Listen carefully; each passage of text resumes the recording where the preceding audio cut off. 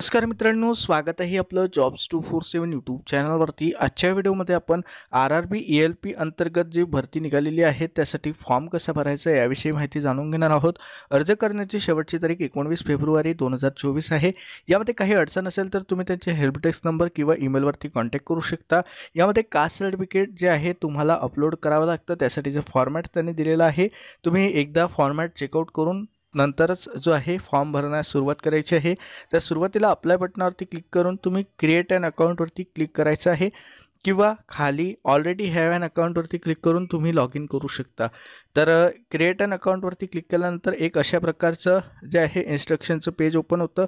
या instruction read करून घ्यायच्या, ज्यामध्ये त्यांनी दिलेलं आहे की एक्झाम फी किती आहे, त्यापैकी किती एक्झाम फी रिफंड होणार आहे। रिफंड जे आहे ही तुम्हाला एक्झामला अटेंड तुम्ही केली तरच तुम्हाला रिफंड हे मिळणार आहे।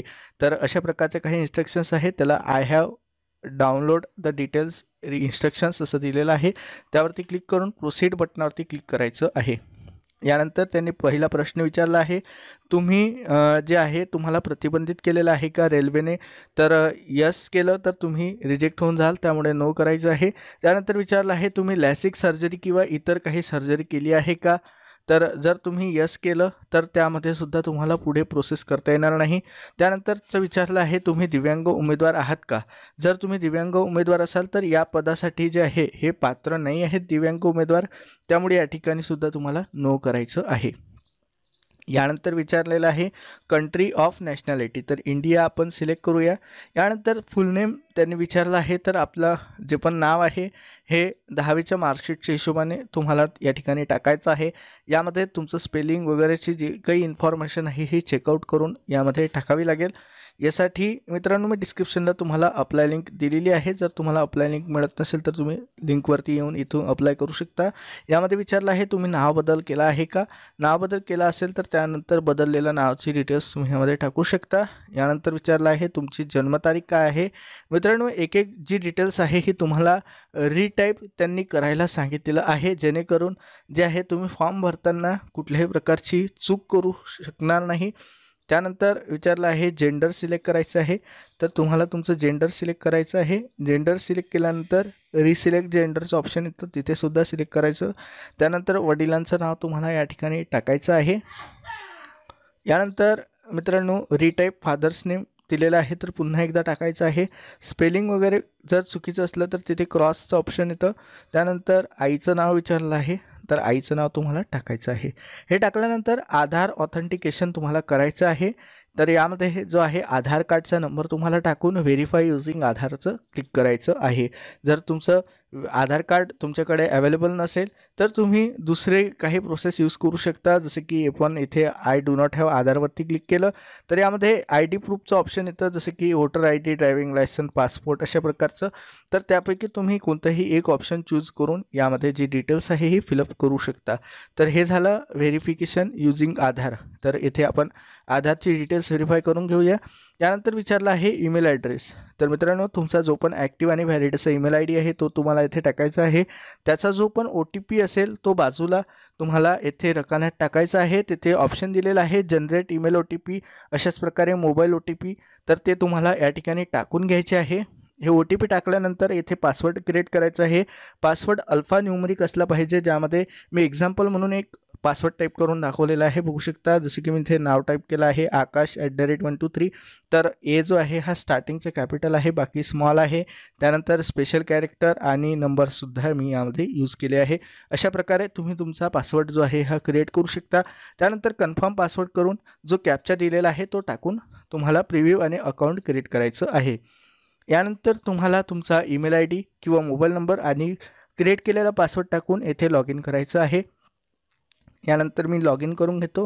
तर मित्रांनो लॉग इन झाल्यानंतर अशा प्रकारची स्क्रीन ओपन होते, तर इथे ऑनलाईन ॲप्लिकेशनवरती आपल्याला क्लिक करायचं आहे। यानंतर तुम्हाला कोणत्या RRBमध्ये अर्ज करायचा ते सिलेक्ट करायचं आहे, जसे की आपण मुंबई RRBमध्ये यामध्ये अर्ज करणार आहोत, तर मी इथे मुंबई सिलेक्ट केलेली आहे।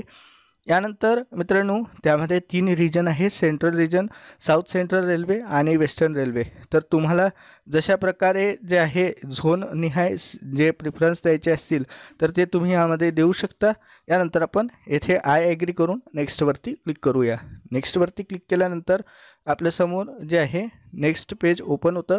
यामध्ये आपल्याला मॅरिटल स्टेटस विचारला आहे, मॅरिड आहे की अनमॅरिड, तुमचा धर्म कोणता आहे, तुम्हाला परीक्षेला इंग्रजी व्यतिरिक्त इतर कोणती लँग्वेज लागेल तर ते तुम्ही यामध्ये सिलेक्ट करू शकता. जसं की मी येथे मराठी सिलेक्ट करून घेतो. यानंतर विचारलं आहे शरीरावरती काही खुणा वगैरे आहे का, जसं की तीळ राहतो तर मी इथे लिहिलेलं आहे मोल ऑन लिप.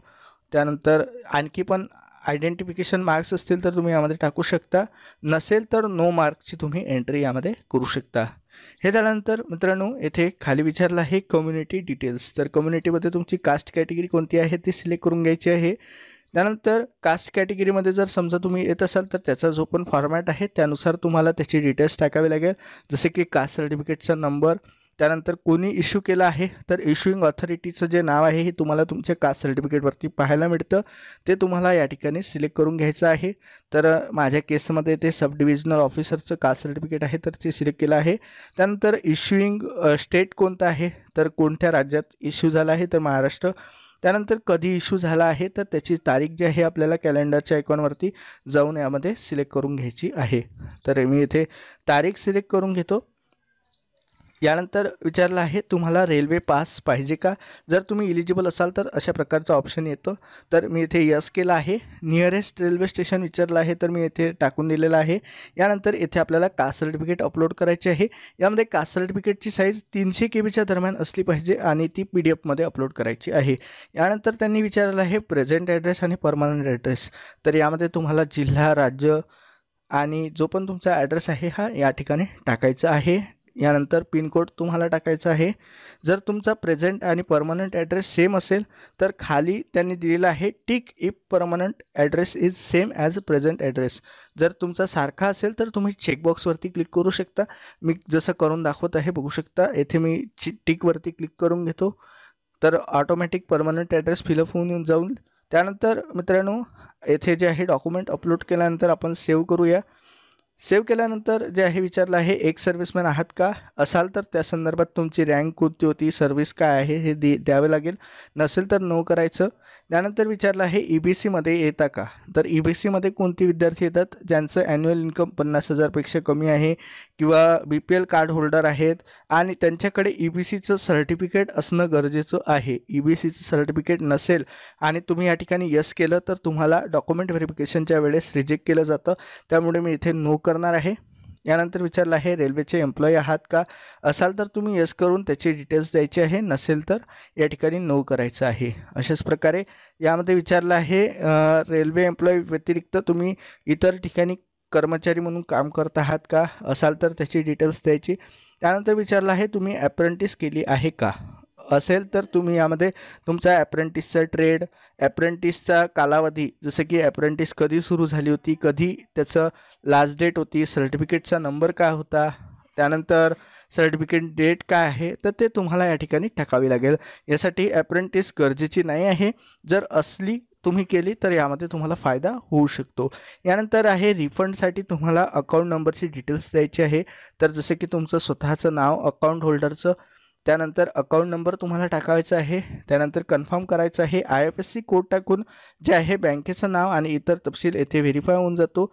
व्हेरीफाय झाल्यानंतर सेव्ह आणि नेक्स्ट आपल्याला करायचं आहे. तर आपली डिटेल्स जी आहे ही सेव्ह झालेली आहे. तर आपण नेक्स्ट करूया. नेक्स्ट बटनावरती क्लिक केल्यानंतर जे आहे तिसरी स्टेप आपल्यासमोर ओपन झाली आहे. यामध्ये आपल्याला जे आहे डिटेल्स फिलअप करायचे आहे एज्युकेशनची. तर यामध्ये तुम्ही 10वी आणि ITIच्या बेसिसवरती फॉर्म भरू शकता, 10वी नंतर डिप्लोमाच्या बेसिसवरती फॉर्म भरू शकता, 10वी नंतर ॲप्रेंटिसच्या बेसिसवरती फॉर्म भरू शकता किंवा 10वी नंतर जे आहे तुम्ही आणखी जे डिग्री इंजिनिअरिंग केली असेल तर त्याच्या बेसिसवरती सुद्धा फॉर्म भरू शकता. तर हे झाल्यानंतर यामध्ये जे आहे 10वीची आपण डिटेल्स फिलअप करूया. जसे की मी स्टेट बोर्ड सिलेक्ट केलं आहे महाराष्ट्र. त्यानंतर जे आहे 10वीचं पासिंग इयर कोणतं होतं तर हे तुम्हाला तुमच्या बोर्ड सर्टिफिकेटवरती पाहायला मिळून जातं. तर त्याची जी तारीख असेल ती तुम्हाला या ठिकाणी टाकावी लागेल. 10वीचा रोल नंबर काय होता हे सुद्धा टाकावं लागतं. त्यानंतर तुम्हाला खाली ॲडचं बटन दिलं आहे त्यावरती क्लिक करायचं आहे.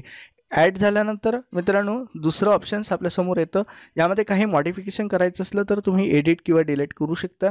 अशाच प्रकारे तुम्ही ITIची डिटेल्स टाकू शकता, अप्रेंटिसची डिटेल्स टाकू शकता, डिप्लोमाची टाकू शकता, डिग्रीची टाकू शकता.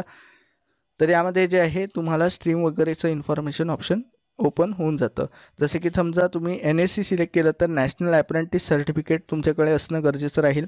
तर त्यामध्ये जे आहे कोणतं राज्य आहे, कुठून तुम्ही अप्रेंटिस केली आहे, पासिंग कधी आहे, सर्टिफिकेशन टाईप काय आहे, हे तुम्हाला सिलेक्ट करावं लागतं. जसे की NCVT आहे का SCVT आहे, हे तुम्हाला डिटेल्स द्यावी लागते. तर माझ्याकडे जे आहे डिप्लोमा आहे, त्यामुळे मी डिप्लोमाची जी डिटेल्स आहे ही फिलअप करून दाखवणार आहे.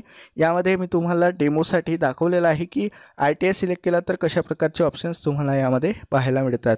तर यामध्ये जे आहे बोर्ड टाईप वगैरेचं ऑप्शन तुम्हाला यामध्ये दिलेलं आहे. यामध्ये मी आता माझी डिप्लोमाची डिटेल्स टाकून देतो.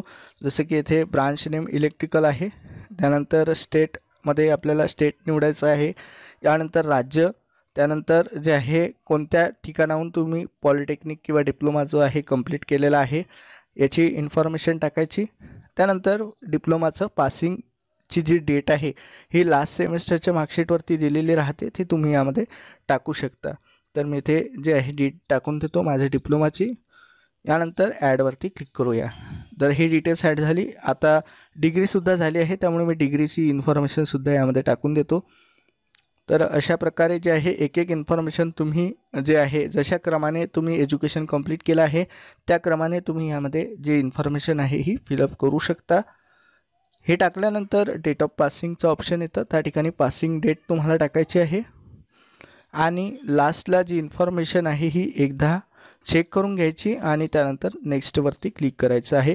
जर तुम्हाला काही मॉडिफिकेशन करायचे राहिले तर फॉर्म सबमिटच्या आधी तुम्ही मॉडिफिकेशन करू शकता. मित्रांनो, हा व्हिडिओ आवडला असेल तर जरूर लाईक करा. तर आता आपण पुढे जाऊया. ॲड बटनावरती क्लिक न करता आपण नेक्स्टवरती क्लिक करूया. जी डिटेल्स आहे ही ॲड झालेली आहे. तर बघू शकता नेक्स्ट पेज ओपन झालेलं आहे. या ठिकाणी आपल्याला पासपोर्ट साईज फोटोग्राफ अपलोड करायचा आहे, ज्यामध्ये पिक्सलमध्ये त्यांनी फोटोग्राफची साईज दिलेली आहे 320 ते 240 पिक्सल. 30 ते 70 KBच्या दरम्यान तुमचा फोटोग्राफ अपलोड करायचा आहे. फोटोग्राफ जो आहे हा व्हाईट बॅकग्राऊंडचा असला पाहिजे, अशा प्रकारे त्यांनी दिलेलं आहे, बघू शकता. यानंतर जे आहे अशाच प्रकारे तुम्हाला सिग्नेचरसुद्धा अपलोड करायची आहे. सिग्नेचर 30 ते 70 KBची असली पाहिजे आणि यामध्ये जी 60 पिक्सल बाय 140 पिक्सलची जी आहे ही सिग्नेचर असली पाहिजे. तुम्ही MS पेंटचा यूज करून जे आहे पिक्सल हे सेट करू शकता. त्यानुसार तुम्हाला जे आहे फोटो अपलोड करण्यास जे आहे सोयीचं जाणार आहे. तर अशा प्रकारे यामध्ये मी माझे जे पण फोटोग्राफ आणि सिग्नेचर आहे ही यामध्ये अपलोड करून टाकतो. यामध्ये सिग्नेचर जी आहे ही ब्ल्यू किंवा ब्लॅक इंकने केली असली तरी चालेल. यानंतर आपण सेव्ह करूया. सुरुवातीला ही डिटेल्स सेव्ह झाल्यानंतर आपल्याला नेक्स्टवरती क्लिक करायचं आहे. नेक्स्टवरती क्लिक केल्यानंतर जे आहे आपल्यासमोर जे फॉर्मचं प्रिव्ह्यूचं जे पेज आहे त्याच्या आधी एक पेज ओपन होतं. यामध्ये जे आहे सेकंड CBTसाठी कोणतं ट्रेंड निवडायचं आहे, त्यानंतर जो पण झोन आहे तो सिलेक्ट करायचा आहे. याचे ऑप्शन्स आपल्यासमोर येतात. यानंतर येथे प्लेसच्या ठिकाणी मित्रांनो तुम्हाला जे पण ठिकाण आहे जिथून तुम्ही फॉर्म भरत आहात त्याची ठिकाणाचं नाव टाकू शकता. त्यानंतर प्रिव्ह्यू ॲप्लिकेशनचं ऑप्शन येतं. येथे प्रिव्ह्यू चेकआउट करून घ्यायचं आणि आय हॅव रीड रिचेक आणि त्यानंतर सबमिटवरती क्लिक करायचं. सबमिटवरती क्लिक केल्यानंतर पुन्हा एकदा पॉपअप ओपन होतो आणि येथे आपल्याला सबमिटवरती क्लिक करायचं. त्यानंतर जे आहे पुन्हा एकदा ऑप्शन आलेला आहे, तर सबमिट करूया. सबमिटवरती क्लिक केल्यानंतर जे आहे आता आपल्याला लास्ट स्टेप जे आहे ही पेमेंटची राहणार आहे. तर येथे आपण पेमेंट करणार आहोत मित्रांनो. तर येथे बघू शकता अशा प्रकारे पेमेंट डिटेल्सचं पेज आलेलं आहे. तर येथे पे नाऊवरती क्लिक करूया. यानंतर जे आहे SBIचं EPAची सिस्टीम आपल्यासमोर ओपन होते. यामध्ये तुम्ही डेबिट कार्ड नंबर टाकून पेमेंट करू शकता किंवा UPIच्या माध्यमातून पेमेंट करू शकता. तर मी माझं पेमेंट जे आहे QR माध्यमातून करणार आहे. तर पे नाऊवरती क्लिक केल्यानंतर QR कोड आलेला आहे, तर तो स्कॅन करून जे आहे पेमेंट झालेलं आहे.